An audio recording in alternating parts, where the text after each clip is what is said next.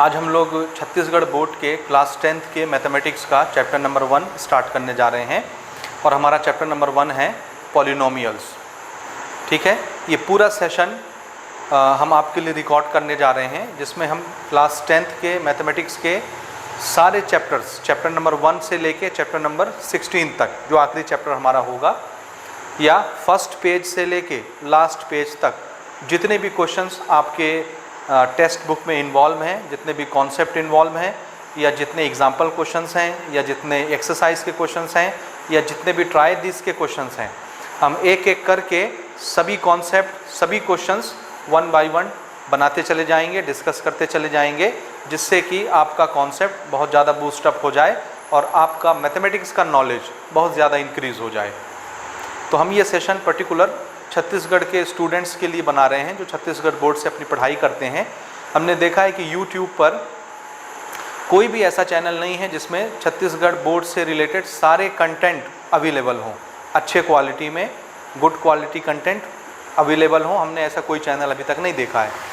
तो हमारी ये कोशिश रहेगी कि हम CG बोर्ड से पढ़ाई करने वाले सभी विद्यार्थियों के लिए हम क्लास 9th और क्लास 10th के मैथमेटिक्स को अच्छे ढंग से रिप्रेजेंट करें, ताकि आपको ये सारी चीज़ें बहुत आसान लगें, और ये आसान है भी। ठीक है, तो आपको क्या करना है कि आपको एक नई कॉपी बनानी है और जैसे ही लेक्चर आएँ आपको हर लेक्चर बड़े आराम से बहुत धैर्य रख करके देखना है। कोई बात अगर आपको समझ में नहीं आती तो आप उसको 1 बार, 2 बार, 3 बार रिपीट करके सुनिए, आपको ज़रूर हमारी बातें समझ में आएंगी। आपको पूरा कॉन्सेप्ट हम समझाने की कोशिश करेंगे। अच्छा, जो लेक्चर्स आपको अब यहाँ से मिलने वाले हैं उसको पढ़ने का तरीका कैसा रहेगा, तो इसके लिए आपको कुछ बातें ध्यान में रखनी है, तभी आप हमारे लेक्चर से फ़ायदा उठा सकेंगे, अदरवाइज़ आपको उतना फ़ायदा नहीं होगा। देखिए, हमारे पढ़ाने का मेथड ये रहेगा, जब भी कोई चैप्टर शुरू होगा या कोई टॉपिक शुरू होगा तो सबसे पहले हम उस टॉपिक से रिलेटेड या उस चैप्टर से रिलेटेड डिटेल में इंट्रोडक्शन लेंगे। डिटेल इंट्रोडक्शन हम उस टॉपिक का या उस चैप्टर का कवर करेंगे। तो कोई भी चैप्टर शुरू करने से पहले आप उसके कंसेप्चुअल लेक्चर्स ज़रूर देखेंगे। कंसेप्चुअल लेक्चर्स का ड्यूरेशन थोड़ा सा बड़ा भी हो सकता है, छोटा भी हो सकता है, 40 मिनट का, 1 घंटे का, 1.5 घंटे का, जैसा चैप्टर, जैसा इंट्रोडक्शन वैसा उसका ड्यूरेशन होगा, उस वीडियो का लेंथ होगा। लेकिन आपको हर चैप्टर के शुरुआत में सबसे पहले कंसेप्चुअल वीडियो ही देखनी है और उसको बार बार देखनी है, डिटेल से देखनी है, ताकि हमारी सारी बातें आपको समझ में आ जाएं। यकीन मानिए, अगर आपने कंसेप्चुअल वीडियोस डिटेल से देख लिया, आराम से धैर्य रख के उसको समझ लिया या देख लिया, तो आगे आने वाले उस टॉपिक से रिलेटेड जितने भी क्वेश्चन होंगे आप बिना मेरी वीडियो देखे अपने आप बना लेंगे। इतना कॉन्फिडेंस आपके अंदर पैदा हो जाएगा। तो हर चैप्टर में हमारी आदत ये रहेगी कि हम सबसे पहले कंसेप्चुअल वीडियोस रिकॉर्ड करेंगे, आपको वो लेक्चर्स देखने हैं, ताकि आपका उस सब्जेक्ट से रिलेटेड या उस टॉपिक से रिलेटेड आपके कॉन्सेप्ट अच्छे से क्लियर हो जाएं। ठीक है, और हम सारी चीज़ें कवर करेंगे, सिर्फ क्लास 10th के लिए ही नहीं बल्कि क्लास 9th के लिए भी हमारे चैनल में वीडियो लेक्चर्स रिकॉर्ड हो रहे हैं।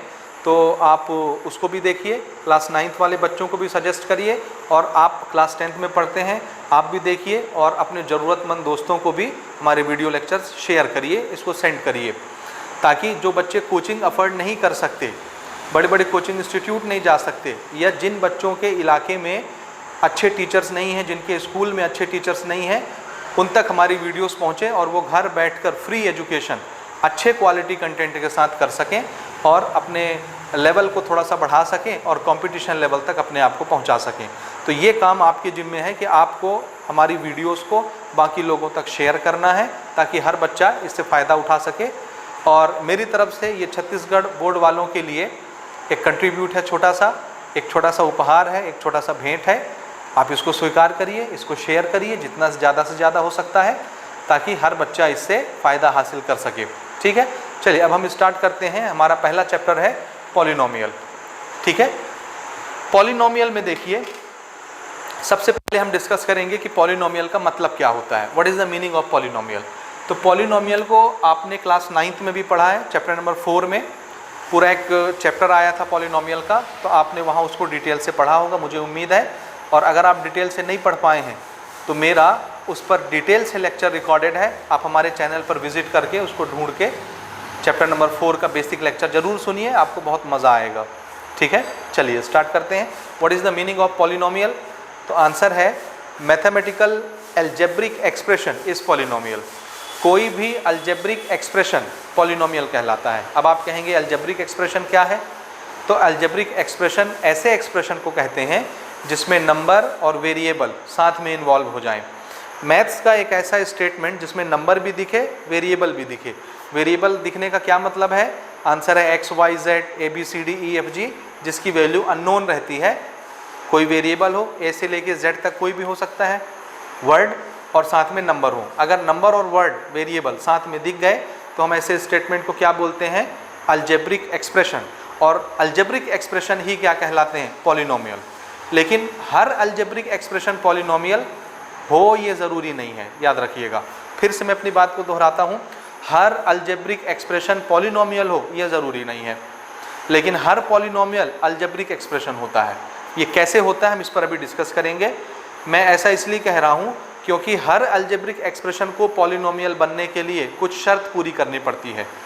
मतलब पॉलिनोमियल के लिए कुछ शर्तें हैं, अगर वो शर्त पाई जाएगी किसी एक्सप्रेशन में तो हम उस अलजेब्रिक एक्सप्रेशन को पॉलिनोमियल घोषित कर देंगे। और अगर उस अलजेब्रिक एक्सप्रेशन में वो शर्तें नहीं पाई गई तो वो सिर्फ अलजेब्रिक एक्सप्रेशन रहेगा, उसको पॉलिनोमियल नहीं बोलेंगे। तो एक शब्द में अगर कोई आपसे पूछे कि पॉलिनोमियल किसको कहते हैं, तो आप एक शब्द में आंसर दे सकते हैं कि पॉलिनोमियल इज अलजेब्रिक एक्सप्रेशन। तो हम थोड़ा सा डिस्कस करते हैं कि अलजेब्रिक एक्सप्रेशन किसको कहते हैं।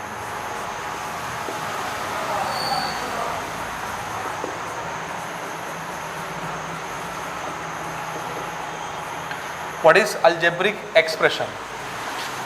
So any expression which contain number as well as variable is known as algebraic expression. कैसे? जैसे देखिए ये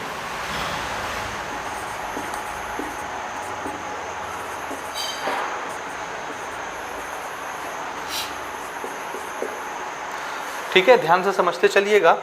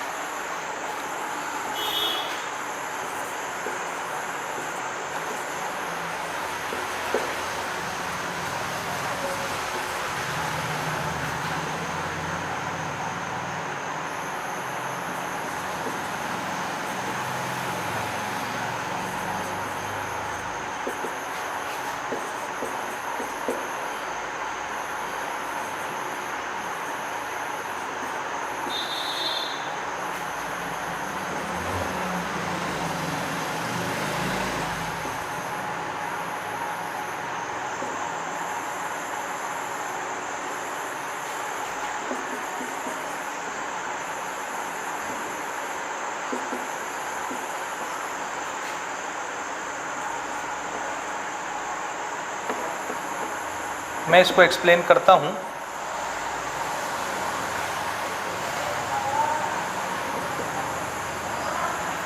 हाँ, थोड़ा सा देखिए बोर्ड पर, यहाँ पर मैंने कुछ मैथमेटिकल एक्सप्रेशंस लिखे हैं। ये जितने एक्सप्रेशन आपको दिख रहे हैं ये सब अलजेब्रिक एक्सप्रेशन है। क्यों अलजेब्रिक एक्सप्रेशन इसको बोल रहा हूँ मैं? क्योंकि देखिए इसमें नंबर भी है, वेरिएबल भी है। Number variable, number variable, number. तो आपको जितने एक्सप्रेशन दिख रहे हैं ये सब के सब अलजेब्रिक एक्सप्रेशन है, क्योंकि इसमें नंबर भी आ गया, वेरिएबल भी आ गया। ठीक है, लेकिन इसमें से हर अलजेब्रिक एक्सप्रेशन पॉलिनोमियल नहीं है। पॉलिनोमियल बनने के लिए एक शर्त है, और वो शर्त क्या है? शर्त ये है कि एक अलजेब्रिक एक्सप्रेशन में जितने वेरिएबल इन्वॉल्व हैं, कौन? नंबर की बात नहीं हो रही, वेरिएबल। एक अलजेब्रिक एक्सप्रेशन में जितने वेरिएबल इन्वॉल्व हैं, आप हर वेरिएबल का पावर चेक करिए। अगर सारे पावर्स होल नंबर में हैं, होल नंबर, वेरिएबल का पावर देखना है, अगर सभी वेरिएबल के पावर होल नंबर में हैं तो उस अलजेब्रिक एक्सप्रेशन को हम पॉलिनोमियल बोलेंगे। और अगर कोई भी वेरिएबल का पावर होल नंबर नहीं है तो फिर उस अलजेब्रिक एक्सप्रेशन को पॉलिनोमियल नहीं बोला जा सकता। अलजेब्रिक एक्सप्रेशन तो वो रहेगा ही रहेगा, मगर पॉलिनोमियल नहीं बन सकता। तो पॉलिनोमियल बनने के लिए एक शर्त है, वो शर्त क्या है? Power must be in whole number. Power बोलिए या ऑर्डर बोलिए, दोनों हम कॉमन वर्ड यूज़ करते हैं, ठीक है। सो मैं इसको नोट करूँगा, ठीक है। यहाँ पर देखिए हम पहले पहचान लें, हाँ चलिए हम यहाँ पर थोड़ा सा नोट कर लेते हैं। What is the condition for polynomial. Polynomial बनने के लिए कंडीशन क्या है? एक ही कंडीशन है, याद रखिएगा। And what is the condition? Power of all variable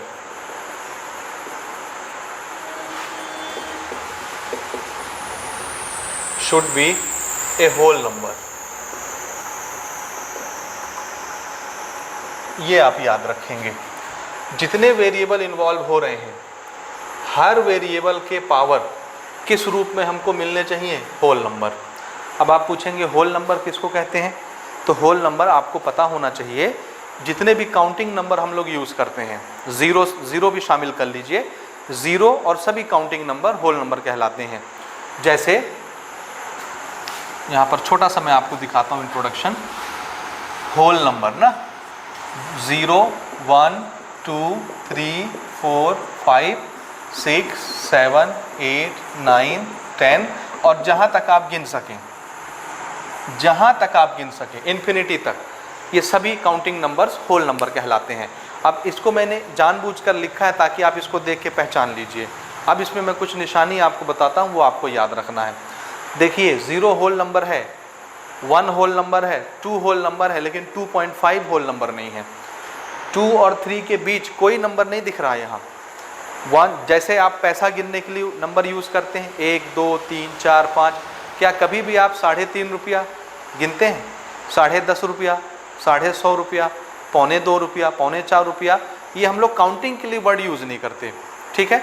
हम जब भी पैसा गिनते हैं तो कैसे गिनते हैं? 1 2 3 4 5 10 20 100 200 1000 2000 10,000 ऐसे गिनते हैं। कभी हम ऐसे गिनते हैं क्या? 3/4 रुपीज़, -30 रुपीज़, -100 रुपीज़।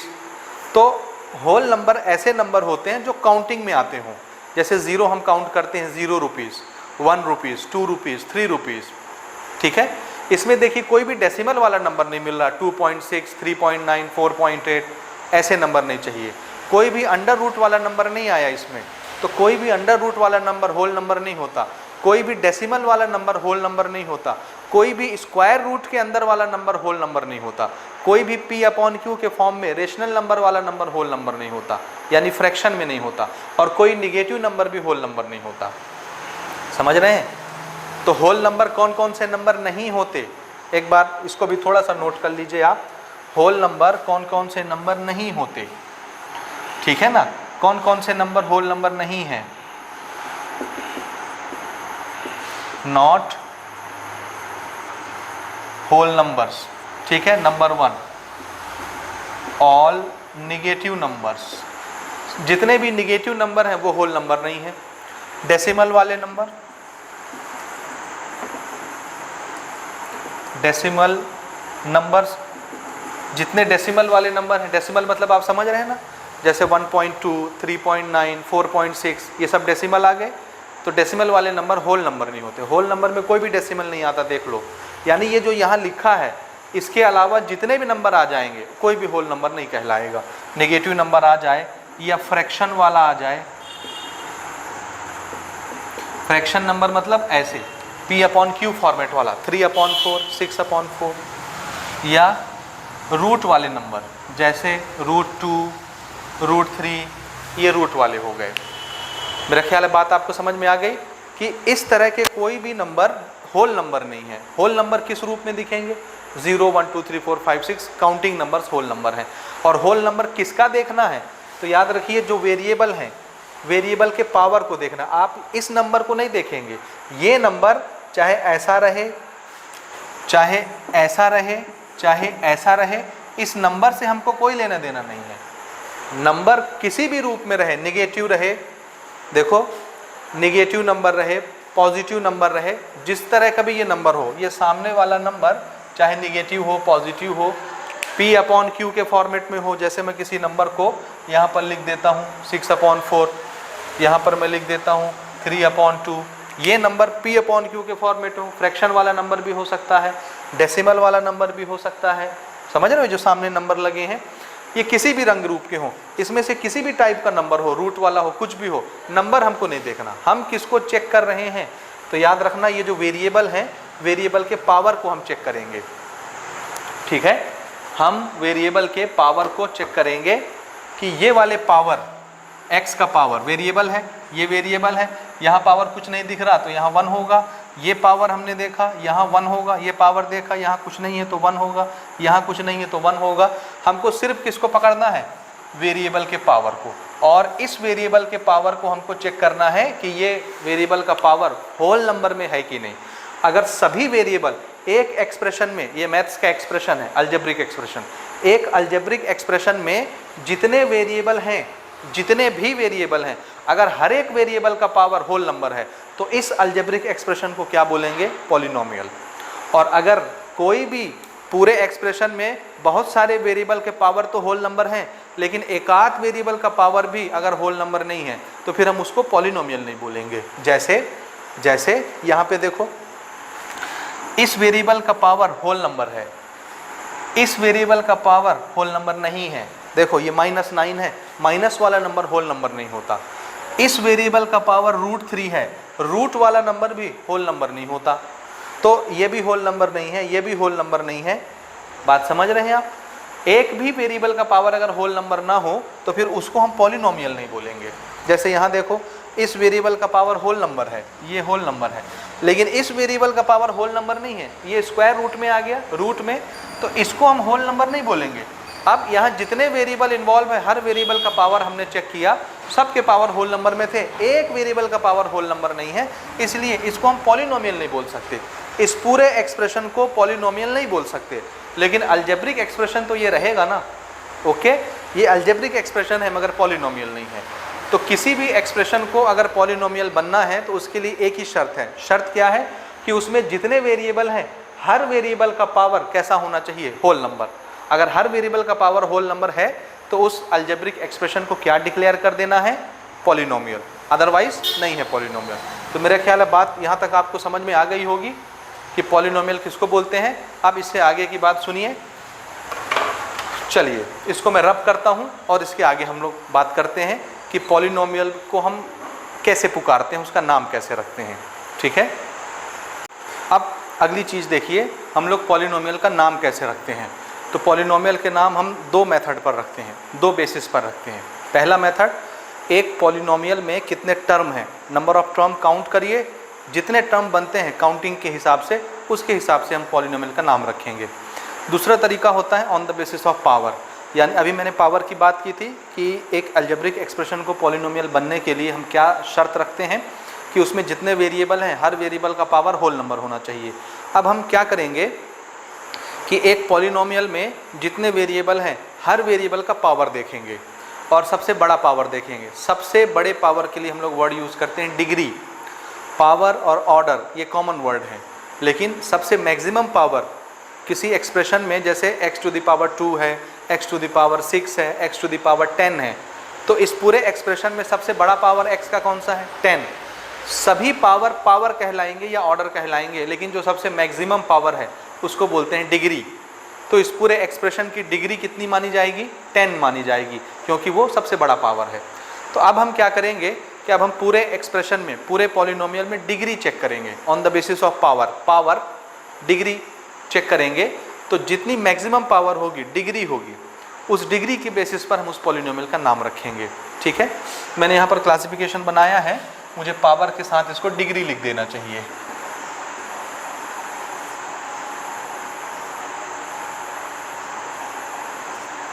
डिग्री, ठीक है। तो पहला तरीका हमारा क्या है कि एक पॉलिनोमियल में नंबर ऑफ टर्म्स गिनो, जितने टर्म्स होंगे उस टर्म के हिसाब से उस पॉलिनोमियल का नाम रख दो।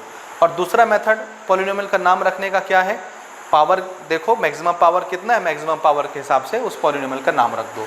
ये सारी चीज़ें हमने क्लास 9th के पॉलिनोमियल चैप्टर नंबर 4 में डिटेल के साथ कवर की हुई हैं। अगर आप डिटेल कॉन्सेप्ट चाहते हैं तो आप वो वाले वीडियो ज़रूर देखिए। ठीक है, तो पहले मैं आपको दिखाता हूँ कि टर्म के बेसिस पर कैसे नाम रखते हैं। जैसे देखिए ना, दिस इज़ 2x, इसका पावर मैं कुछ भी लिख दूँ, ठीक है, सबसे पहले तो एक चीज़ मैं आपको यहाँ पर बताता हूँ कि टर्म कौन बनाता है। टर्म तो याद रखिएगा, प्लस या माइनस का साइन अगर दो एक्सप्रेशन के बीच में लगा हो, प्लस या माइनस, तो प्लस और माइनस उसको दो टुकड़े में तोड़ देते हैं, उसको हम बोलेंगे टर्म। ठीक है ना, अभी हम आगे बात करेंगे। ये सिर्फ एक एक्सप्रेशन है। देखो 2 और x के बीच में अगर कोई साइन नहीं है, प्लस माइनस मल्टीप्लाई डिवाइड, कोई साइन नहीं है, तो हम यहाँ पर क्या मानेंगे कि इनका क्या हो रहा है, मल्टीप्लिकेशन। मल्टीप्लिकेशन दिखाने के लिए कोई साइन यूज़ नहीं करते। जब भी एक नंबर और एक वेरिएबल के बीच में कोई साइन नहीं होगा तो हम क्या समझेंगे, वहाँ क्या हो रहा है, मल्टीप्लाई। ठीक है, तो ये दो नंबर मल्टीप्लाई हो रहे हैं, मल्टीप्लाई टर्म नहीं बनाता, तो ये एक ही टर्म माना जाएगा, एक टर्म, सिंगल। तो ये एक टर्म वाला नंबर है। तो जब एक टर्म होगा तो इसका हम नाम रखेंगे मोनोमियल। देखो पॉलिनोमियल, लास्ट में मियल आ रहा है, मियल, मियल मियल मियल, हम लोग वर्ड यूज़ करेंगे मोनो। मोनो यूज़ करते हैं एक के लिए, सिंगल के लिए। तो जब एक टर्म होता है तो उसको क्या बोलते हैं, मोनो। और सब ये किसकी फैमिली है, मियल्स की। मियल्स, मियल्स यानी टर्म्स। ठीक है, तो एक टर्म वाला मोनोमियल्स। इसी में दो टर्म आ जाएं, जैसे देखो दिस इज 2x + 3। सबसे पहले पॉलिनोमियल है कि नहीं, तो हम बोलेंगे कि यहाँ पर कितने वेरिएबल हैं, ये, इसका पावर कितना है, कुछ नहीं दिख रहा, तो 1। और 1 कैसा नंबर होता है, होल नंबर। तो इसमें जितने वेरिएबल हैं सबके पावर होल नंबर है, इसलिए इस अलजेब्रिक एक्सप्रेशन को क्या बोलेंगे, पॉलिनोमियल। अब इस पॉलिनोमियल का हम नाम रख रहे हैं। तो बताओ इस पॉलिनोमियल में कितने टर्म है।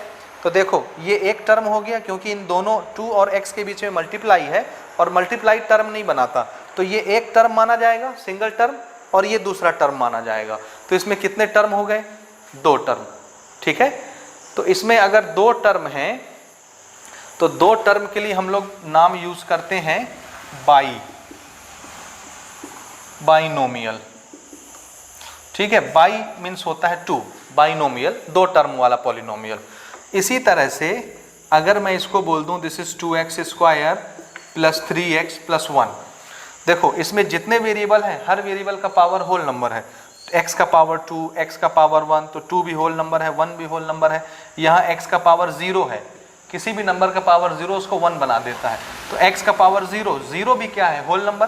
तो सभी वेरिएबल का पावर होल नंबर है, इसलिए ये अलजेब्रिक एक्सप्रेशन क्या कहलाएगा, बोलिए, पॉलिनोमियल कहलाएगा। अब इसका नाम रखना है, तो इसमें कितने टर्म है, तो देखो एक टर्म ये हो गया, ये प्लस, तो प्लस क्या करेगा, दूसरा टर्म बना देगा, ये दूसरा टर्म, फिर प्लस तीसरा टर्म, तो एक टर्म ये, दूसरा टर्म ये, तीसरा टर्म, 3 टर्म वाला ट्राइनोमियल। इसी तरह से अगर 4 टर्म आ जाए, 2x⁻3, 3x² x + 1 या 2, कुछ भी रख दो, तो एग्जाम्पल ले रहे हैं अभी। अब देखो इसमें सभी वेरिएबल के पावर होल नंबर है, आंसर है हाँ, x का पावर 3, x का पावर 2, x का पावर 1, x का पावर 0, सभी वेरिएबल का पावर होल नंबर में है, इसलिए ये पॉलिनोमियल है। अब इस पॉलिनोमियल का नाम रखना है किस बेसिस पर, नंबर ऑफ टर्म के बेसिस पर। तो इसमें कितने टर्म है, एक टर्म, 2 टर्म, 3, 4 टर्म वाला क्या बोलते हैं, टेट्रानोमियल। इसी तरह से अगर इसमें 5 टर्म आ जाए तो पेंटानोमियल, 6 टर्म आ गए हेक्सानोमियल, 7 टर्म आ गए हेक्टानोमियल, 8 टर्म आ गए, सभी वेरिएबल के पावर होल नंबर 8 टर्म आ गए तो क्या बोलेंगे, ऑक्टानोमियल। 9 टर्म नोनेनोमियल, 10 टर्म डेकानोमियल। तो मेरा ख्याल है ये तरीका समझ में आ गया आपको नाम रखने का। ये हम किस बेसिस पर रख रहे हैं, नंबर ऑफ टर्म गिन गिन के। और टर्म कौन बनाता है, 2 नंबर के बीच में प्लस लगा हो या माइनस लगा हो, यहाँ प्लस लगा दो या माइनस लगा दो, प्लस और माइनस ही टर्म बनाते हैं। 2 नंबर के बीच में अगर प्लस साइन लगा है तो प्लस इसको एक टर्म बना देगा, इसको दूसरा टर्म बना देगा, माइनस इसको एक टर्म बना देगा, इसको दूसरा टर्म बना देगा। समझ गए? तो ये हमने नॉमेनक्लेचर किया नंबर ऑफ टर्म के बेसिस पर। अब हम इसी का नॉमेनक्लेचर करते हैं पावर के बेसिस पर, पावर के बेसिस पर। अब ध्यान से समझिएगा ना, अब कितने टर्म है उससे हमको मतलब नहीं है, चाहे एक टर्म वाला हो चाहे 10 टर्म वाला हो। अब हम टर्म नहीं गिन रहे, हम सिर्फ पावर गिनेंगे। तो जरा देखो, दिस इज 2x + 1, ये पॉलिनोमियल है कि नहीं, आंसर है। क्यों है? क्योंकि इसमें वेरिएबल का पावर होल नंबर है, तो हम इस अलजेब्रिक एक्सप्रेशन को क्या मानेंगे, पॉलिनोमियल मानेंगे। अब इसका नाम अगर मैं बोलता कि नंबर ऑफ टर्म के बेसिस पर रखो तो क्या नाम रखना पड़ता, ये एक टर्म ये दूसरा टर्म, दो टर्म वाला पॉलिनोमियल क्या कहलाता, बाइनोमियल कहलाता। लेकिन अब हम नंबर ऑफ टर्म के बेसिस पर इसका नाम नहीं रख रहे, अब हम पावर के बेसिस पर नाम रख रहे हैं। तो पावर किसका देखना होता है, मैक्सिमम पावर वेरिएबल का। तो यहाँ पर वेरिएबल x है और x का पावर कितना दिख रहा है, 1, कुछ नहीं है तो पावर हम कितना मानेंगे, 1।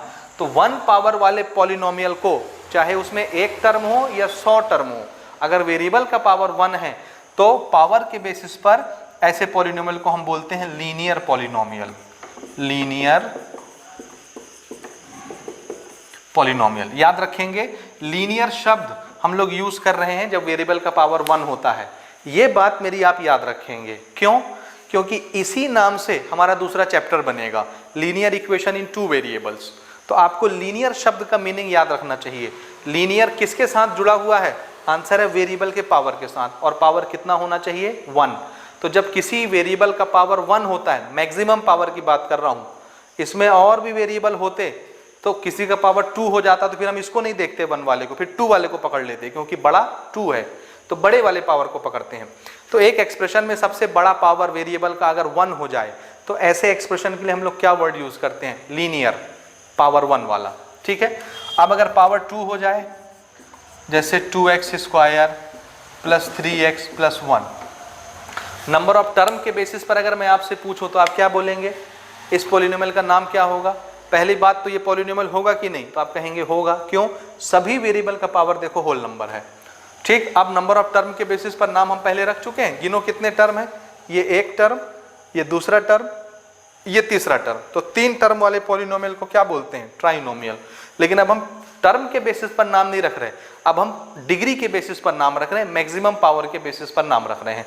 तो इसमें देखो सबसे बड़ा पावर वेरिएबल का कौन सा है, यहाँ पर x का पावर 0 है, ये x का पावर 1 है, ये x का पावर 2 है, तो पावर 2 यहाँ पर है। अब एक चीज आप ये भी याद रखेंगे कि ये वाला टर्म यहाँ लिखा हो या यहाँ लिखा हो या वहाँ लिखा हो, कहीं भी लिखा हो, आप पूरे में खोज के सबसे वेरिएबल का सबसे बड़ा पावर कौन सा है उसको देख के बात करेंगे। ऐसा नहीं कि शुरू वाले को देख के बात कर लिए, समझ रहे हैं, ठीक है ना। ये चीज यहाँ लिखी हो या यहाँ लिखी हो, मान लो 3x पहले लिखा होता, 2x² बाद में लिखा होता, तो आप 3x का पावर 1 नहीं पकड़ते, ठीक है, सबसे बड़े वाला पावर जो यहाँ होता है x का पावर 2 उसको पकड़ते। तो कहीं भी लिखा हो, लिखने से मतलब नहीं है, मैक्सिमम पावर पकड़ना है। तो अगर मैक्सिमम पावर 2 है तो ऐसे पॉलिनोमियल को क्या बोलते हैं, याद रखिएगा, ऐसा पॉलिनोमियल जिसका पावर 2 होता है मैक्सिमम, उसको बोलते हैं क्वाड्रेटिक, क्वाड्रेटिक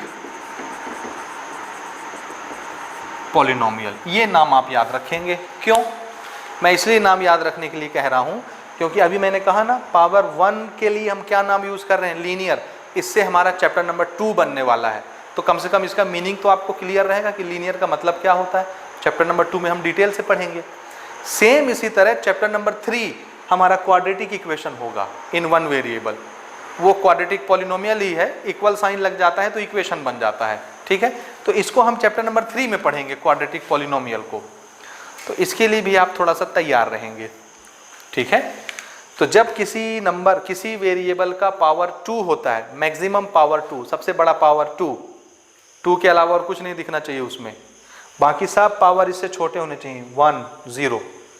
तो ऐसा एक्सप्रेशन, ऐसा पॉलिनोमियल क्वाड्रेटिक पॉलिनोमियल कहलाता है। और इसी में अगर मैं इक्वल का साइन लगा के 0 लिख दूं तो ये इक्वेशन बन जाएगा। तो इसी इक्वेशन को क्या बोलेंगे, क्वाड्रेटिक इक्वेशन। और यही हमारा चैप्टर नंबर 3 बनेगा, जिसको पूरे चैप्टर में हम फिर से डिटेल से पढ़ेंगे। तो ये बात आप याद रखेंगे, ठीक है। इसी तरह से मान लो 2x⁻3, या मैं इसको थोड़ा सा घुमा फिरा के लिख देता हूं ना, 3x⁻3, दिस इज 4x + 6। हाँ, इसको क्या बोलेंगे, टर्म के बेसिस पर अगर नाम रखना होता तो इसको क्या बोलते, एक term, 2 term, 3 term, 4 term. 4 term वाला पॉलिनोमियल टेट्रानोमियल कहलाता है। तो हम अभी नंबर ऑफ टर्म के बेसिस पर नाम नहीं रख रहे हैं, अब हम पावर देख रहे हैं। तो देखो मैक्सिमम पावर कहाँ पर है, ये है x का पावर 0, x का पावर 1, x का पावर 3, x का पावर 2। मैक्सिमम कौन है इसमें, तो आप कहेंगे ये है। मैंने जानबूझ के इसको उधर लिखा है ताकि आप ये ना समझ लें कि इधर ही लिखा जाएगा, सबसे पहले वाले को देखना है, नहीं। मैक्सिमम पावर को हमने देखा, मैक्सिमम पावर कितना है 3, और सभी वेरिएबल के पावर होल नंबर है, इसलिए पॉलिनोमियल तो है। मैक्सिमम पावर 3 है तो 3 पावर वाला पॉलिनोमियल क्या कहलाता है? Cubic polynomial. 3 के लिए हम लोग कौन सा वर्ड यूज करते हैं? क्यूब, तो इसको बोलेंगे क्यूबिक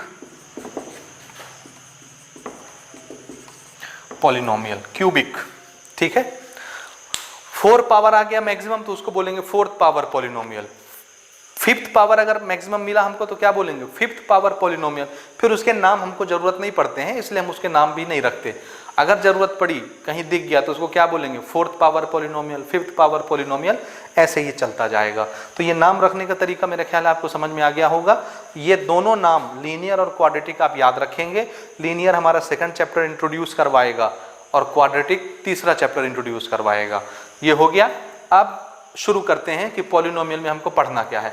नाम रखने का तरीका आप सीख गए, इसको फिर से एक बार दोबारा रिवाइज करके इस लेक्चर को देख लीजिए। अब हम लोग स्टार्ट करते हैं कि हमको इस चैप्टर में पढ़ना क्या है। तो ध्यान से सुनिए इस चैप्टर में क्या करना है। अभी हम आपको थोड़ा सा इंट्रोडक्शन देंगे 2-3 क्वेश्चन में कि 2 पॉलिनोमियल को जोड़ते कैसे हैं, 2 पॉलिनोमियल को माइनस कैसे करते हैं, सब्ट्रैक्ट कैसे करते हैं, 2 पॉलिनोमियल को मल्टीप्लाई कैसे करते हैं। ये सारी चीज़ें आप क्लास 8 में, क्लास 9th में करके आ रहे हैं।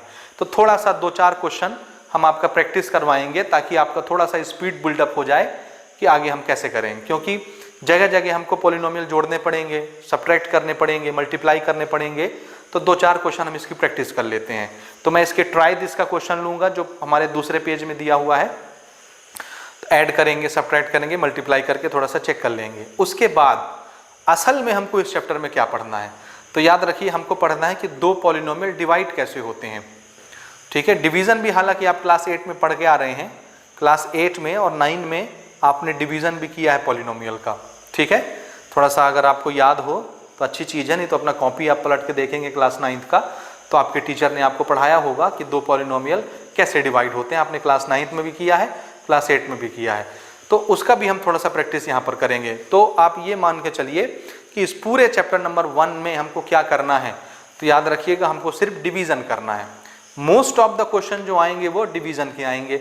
एक पॉलिनोमियल को दूसरे पॉलिनोमियल से डिवाइड करो और उसके हम अलग अलग मेथड सीखेंगे।